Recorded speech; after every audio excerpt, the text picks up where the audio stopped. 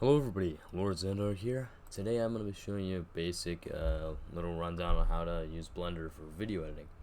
So first of all, obviously, you're going to want to open up Blender, and you're going to need to open up the video editing workspace, which you can just get from clicking the plus up there, clicking video editing, and clicking on the video editing workspace. Now I have video editing workspace here. I just can import the clips I need from this. Go here and make sure this is set to file browser. And then you're going to want to go in your file browser, go to whatever folder has all of your clips in it that you want to use.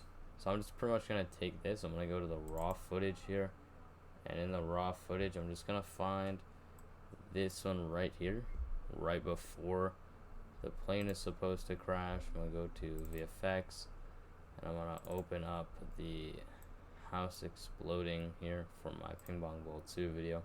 This is where the video ends at frame 250, and so there's nothing there. So what I want to do is I want to extend this out, and I can shorten it later. And down here at the end, I'm going to click here, and I'm going to type 1000, and now I have way more frames to work with. So then I can grab my video here, select it by just clicking and dragging the cursor over the clips I want, then pressing G, not holding it, just press it, and then when you move your cursor, the clips you have selected will follow your cursor. If I hold down Control, it will snap. So there it snaps. Then I click, and boom, let go of Control, and there it is lined up. And there's a couple things I don't like here. First of all, I don't want the plane to crash instantly. So how I can change that is, since there's actually no audio in this clip, I can just take this light blue clip, which is the audio, and I can just click delete. We don't need that. This clip doesn't have any audio anyway, so we don't need the audio clip. I can drag this by pressing G again. For this amount of frames, I want it to be freeze frames. So I can grab the beginning here, drag it, and because there's no footage here, you see it looks like empty. It's darker. That's just a still frame of the first frame because there's no actual footage for it, so it just extends that first frame of the footage. As you can hear, there's a fan noise in the background. I don't want that. Instead, I want to hear this character's dialogue. This is a shot 28, and I have a voice line for shot 28, so I can go and put that in there. Right here at 2 seconds, and just press K to cut it. And I want my cursor on the side of the playhead that I want to keep selected, so I press K.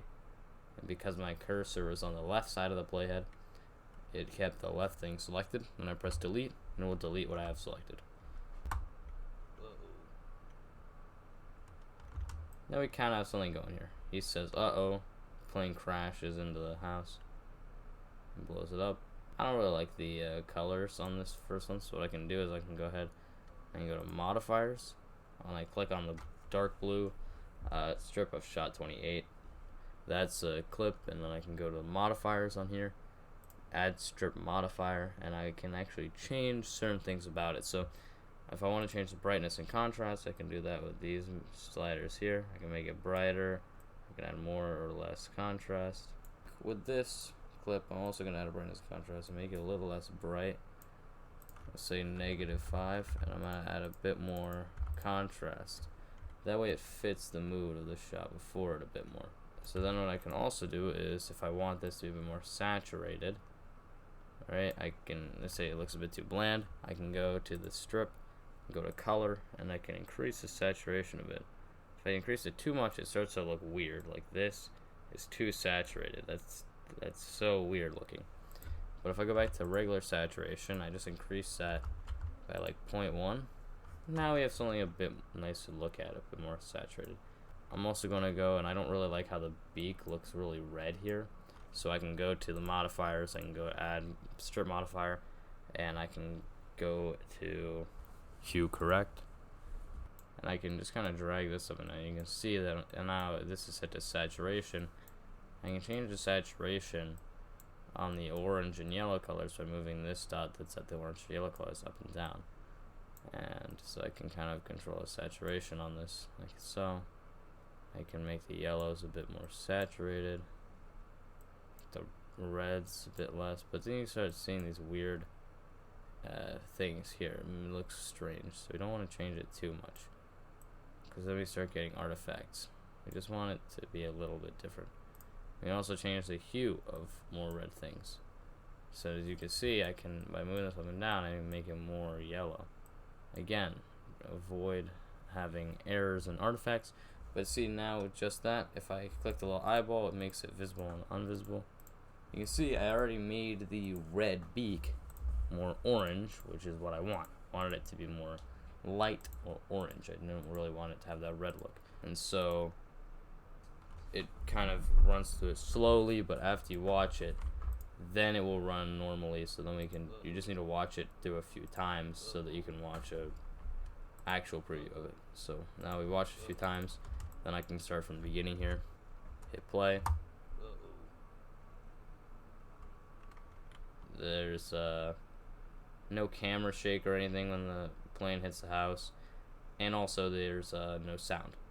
I can change this by going to the clip, and I can go to the strip, and I can go to transform, and then you can see these little dots next to each property activates a keyframe, and you can use keyframes to animate the position and scale of your clip. So what I'm going to do is I'm going to start with the scale a bit zoomed in. So I'm going to go to the scale of this, and I'm going to set to like 1.2 and 1.2, and now it's going to be a bit scaled in, so it looks like the camera's a bit more zoomed in.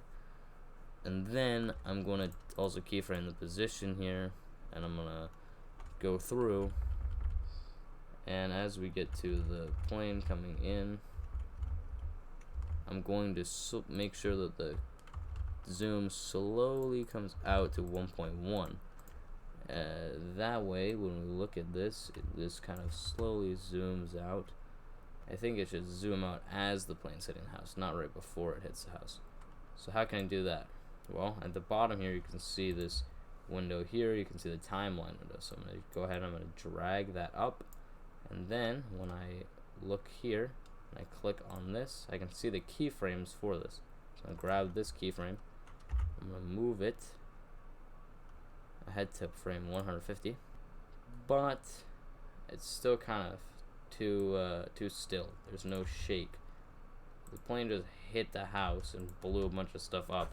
If the camera is sitting on the road here, the camera's gonna shake when this hits. So let it have to be realistic there. Let's go ahead and add that. So to add some camera shake, what I'm gonna do is I'm gonna animate the position. So here, when it starts to hit, I'm gonna, right before it hits, right here, as it's starting to hit this, I'm gonna keyframe the rotation at 0 and keyframe the position values. And then as it smashes into here, I'm going to change the rotation so it's a bit more rotated, like this, to the -2.5, and we can zoom out here and we can see a white outline of our clip. We want to make sure that white outline is always outside of the actual viewing window here, so that there's no black of nothing inside of our window here. Because if the camera shakes and you can see outside of the clip, it's not going to look like your camera is actually shaking. It's going to look like you took the video and shook it around, which is what you're doing, but you don't want it to look like that. Okay, now I have a pretty janky looking camera shake animation. It works. It's not the best, but it works, especially just for a tutorial, and this is what it looks like. So yeah, that's pretty much what I have. It just kind of shakes the ground a bit, like that. It looks a lot better than no camera movement at all. However, we still don't have sound. I got all the sounds from this site called Zapsplat, which just has a bunch of free sounds. So you can check that out if you want. And so I have some explosions here. I have 1, 2, 3 explosions, and I can just kind of throw these in here.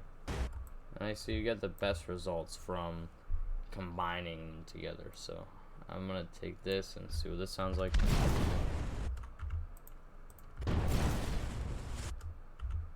And so I can have some sounds here, and I'm also going to add a sound for when this TV hits the ground and bounces along, because I want that to make a sound. But it's gonna be pretty quiet. You're probably not gonna hear it very much, but I think it's just all the sound. So I'll go right to where it's about to hit the ground, and I'll find just a thud sound that I have.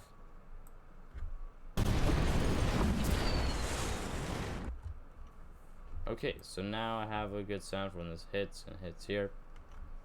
And in my actual video, the full video of this, I spent a lot more time editing this, and I added a bunch of sounds for the twigs and stuff, and I added some more smoke effects on top and that kind of thing. But for this video, I'm just basically showing this simple kind of thing here. Also, in case you wanted to have this transition here instead of being a cut, if you wanted to say fade in, you could also take this clip here and we could move it up. And to make sure you move it only up and not side to side, you grab it, press Y, and that will snap it to the Y axis. So we can move it, then click. And then I want to move it on the X axis over top of this. And then what I can do is I can go here, and to this frame right here, I'm going to snap to the front of this. I'm going to click on this right here. I'm going to set the opacity keyframe to 1. And then by the end of the clip, I want the opacity to be 0. And I'm going to keyframe that as well. That way, it just kind of fades out like that. And here is the final render of this little example. Uh-oh.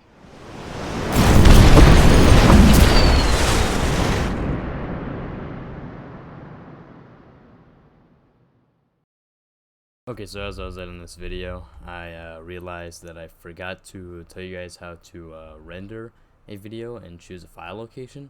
So let me just go over that real quick.